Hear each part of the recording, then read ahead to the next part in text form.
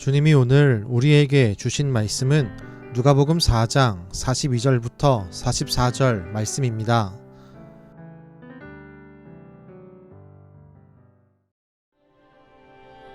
날이 밝음에 예수께서 나오사 한적한 곳에 가시니 무리가 찾다가 만나서 자기들에게서 떠나시지 못하게 만류하려 하매, 내가 다른 동네들에서도 하나님의 나라 복음을 전하여야 하리니 나는 이 일을 위해 보내심을 받았노라 하시고 갈릴리 여러 회당에서 전도하시더라.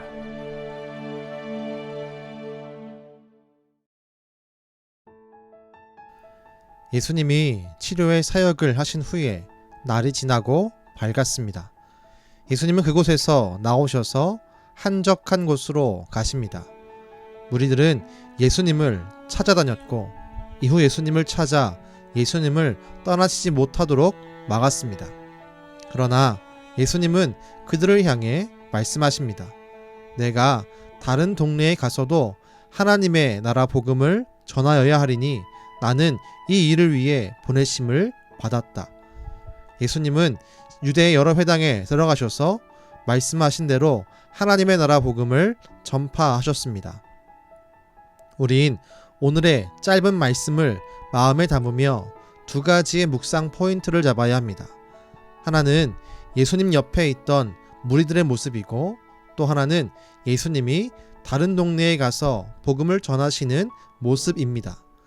오늘 말씀에 나타난 무리들은 예수님이 자신들을 떠나지 않기를 바랍니다. 일견 보면 이기적인 모습이라고 이해할 수 있습니다. 그런데 이 말씀을 보며 이런 마음이 들었습니다. 그렇다면 우리 마음에는 예수님을 떠나보내지 않고 예수님을 내가 소유하고 싶어하는 간절함과 열정, 뜨거운 마음이 있습니까? 만약 우리가 예수님을 찾지도 예수님을 소유하고 싶어하는 마음도 있지 않다면 우리의 신앙의 열심이 지금 식어져 있는 것입니다. 우린 이 열심과 열정을 회복해야 할 것입니다. 두 번째로, 예수님은 다른 동네로 향해서 전도하십니다. 예수님을 움직이는 것은 단 하나입니다. 바로 예수님이 이 땅에 오신 분명한 사명입니다. 예수님이 말씀하십니다. 내가 하나님의 나라 복음을 전하기 위해 보내심을 받았다. 우린 예수님이 보이신 이 모습을 바라보면서 우리에게도 주어진 사명을 확인해야 합니다. 우리가 성도로 부름받은 것은 우리가 먼저 받은 하나님의 나라 복음을 전파하는 일에 쓰임받기 위해서입니다. 우리는 지금 내 상황과 환경에 안주하는 것이 아니라 복음 전파를 위해 도전해야 합니다. 때론 그 길이 나를 불편하게 할지라도 우린 그 길을 걸어가야 합니다. 바라기는 이 말씀을 우리가 기억하고 사명자의 모습으로 다시 태어나고 다시 도전하는 열정의 성도로 변화되기를 주님의 이름으로 축원합니다. 기도하겠습니다.